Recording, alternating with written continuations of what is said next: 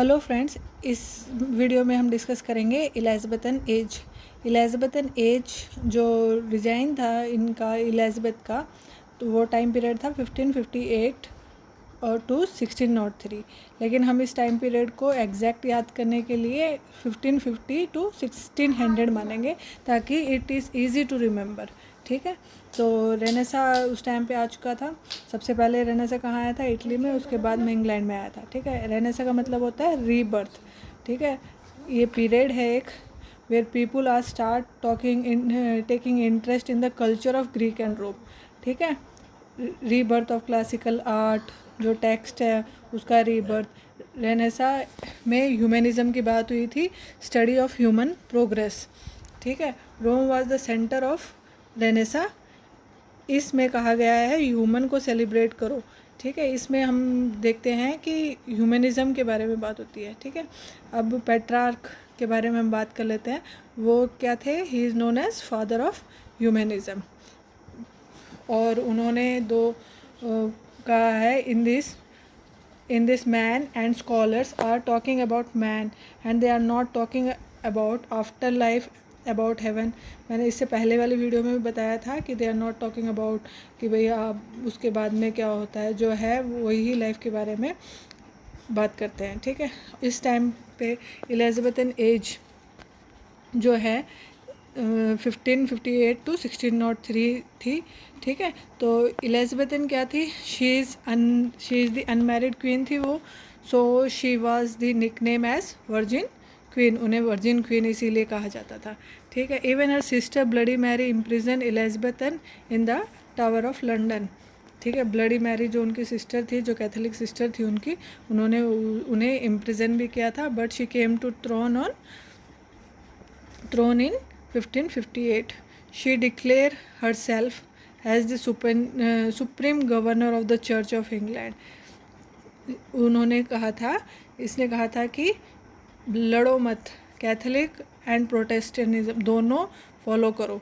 ठीक है, इसीलिए इसे कहा जाता है गोल्डन एज कहा जाता है। इस टाइम पे शी प्रमोट एग्रीकल्चर। इंग्लैंड में उन्होंने काफ़ी प्रमोट किया था। ठीक है, सप्लाई करती थी वो वूल का। ठीक है, और मैं उस टाइम पे एक कंट्रोवर्सी हुई थी, इंक हॉर्न कंट्रोवर्सी जिसे कहा जाता है। INK ink, HORN ink horn controversy. This is related to the involvement of the Greek and Latin words in English. कि भाई लैटिन और ग्रीक के जो वर्ड्स हैं वो इंग्लिश में कितने लेने हैं। ठीक है, कई स्कॉलर्स को लगता था कि लैटिन और जो ग्रीक है को इंग्लिश में ऐड कर लेना चाहिए। वह कई को स्कॉलर्स को लगता था कि नहीं, अगर लैटिन और ग्रीक को ऐड किया जाएगा तो हमारी जो वर्नाकुलर जो लोकल इंग्लिश है वो करप्ट हो जाएगी। ठीक है, तो इसीलिए एक कंट्रोवर्सी हो गई थी उस टाइम पे राइटिंग्स के ऊपर कि हमें ये वर्ड्स जो ग्रीक एंड लैटिन के अपने इसमें ऐड करने चाहिए या नहीं करने चाहिए। इसलिए कई बार पूछ लेता है कि इंक हॉर्न कंट्रोवर्सी किस एज में हुई थी। तो यू हैव टू रिमेंबर कि इंक हॉर्न कंट्रोवर्सी हुई थी इलिज़ाबेथन एज में। ठीक है, और उस टाइम पे इलिज़ाबेथन एज में स्पेनिश आर्माडा आया था। ठीक है, स्पेनिश आर्माडा जो है there were 100 of Spanish ships आ गई थी which came to England sea coast. ठीक है, came to fight and destroy England. लेकिन इलिज़ाबेथ जो थी वो सिपाहियों के मन में उन्होंने ऐसा जुनून भर दिया था और वो जीत गए थे। ठीक है, फिर सबको लगने लगा कि इंग्लैंड वाज द सुपर, क्या लगने लगा? England was the super power of Europe, power in Europe. ठीक है, इलिज़ाबेथ के कोर्ट्स तो इट इज़ नॉट इम्पॉर्टेंट, लेकिन उन्होंने कहा था कि तो the sex I belong to is consider weak. उनके कोर्ट्स थे, तो द सेक्स इलिज़ाबेथ वहाँ पहुँच गई थी जहाँ पे जो वार हो रहा था, स्पेनिश आर्माडा आए थे और उन्होंने अपने जो सोल्जर्स थे उनको कहा था कि तो the sex I belong to is consider weak but I have the heart of the king, but I have the heart of the king who blow. ठीक है, दो चीज़ें उन्होंने की थी। Supreme head of the church उन्होंने बोला था कि किंग है, और प्रोटेस्टेंट को भी एंग्लिकन चर्च का पार्ट बनने की इजाज़त दी थी उन्होंने। ठीक है, ये आपको याद रखना है। Supreme head of the church किसे माना था? किंग को। और प्रोटेस्टेंट को भी एंग्लिकन चर्च का पार्ट बनने की इजाज़त दी थी। Both Protestant and Catholic worship together in the church of England. ठीक है, इसीलिए इसे गोल्डन एज कहा जाता है। This age was called as the age of exploration भी बोला जाता है इस एज को। This age was called as the age of exploration, क्योंकि एक्सप्लोर किया था उन्होंने कई कंट्रियों में, अपने जो थे उनको भेजा था। ठीक है, तो इसीलिए उस टाइम पे बोला जाता था old world and new world. Old world countries में कौन आते हैं? कंट्रीज ऑफ यूरोप आते हैं। न्यू वर्ल्ड उन्होंने जो एक्सप्लोर किया था वो आते हैं अमेरिका, एशिया, जो उन्होंने एक्सप्लोर किए थे। जैसे कि हमने पढ़ा है कि 1497 में जो क्रिस्टोफर थे वो उन्होंने अमेरिका डिस्कवर किया था, वास्को डी गामा ने इंडिया डिस्कवर किया था। तो एक्सप्लोरेशन पे भेजती थी। ठीक है, कौन? एलिज़ाबेथन। ठीक है, तो मेन जो ज़्यादातर एक्सप्लोरेशन पे जाते थे वो कौन होते थे?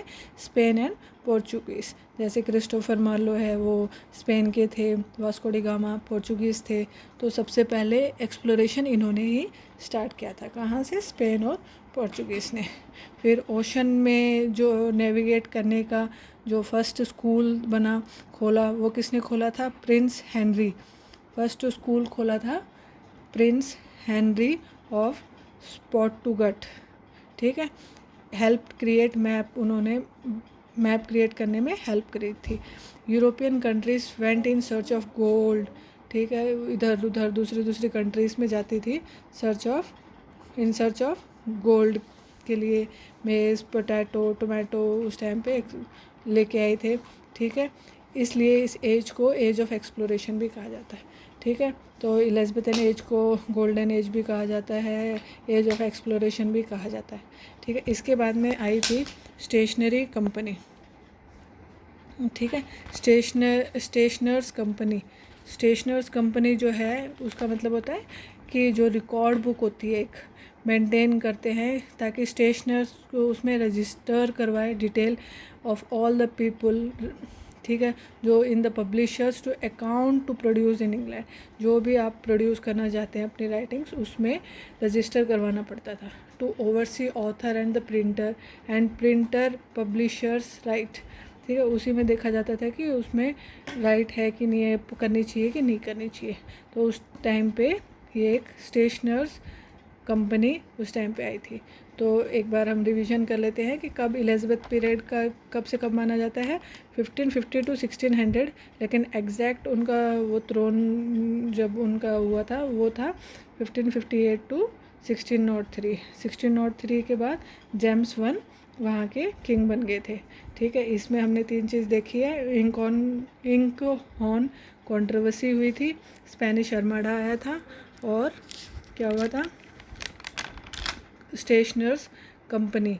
ठीक है, ये भी उस टाइम पे आई थी, और इस एज को गोल्डन एज भी कहा जाता है और एज ऑफ एक्सप्लोरेशन भी कहा जाता है।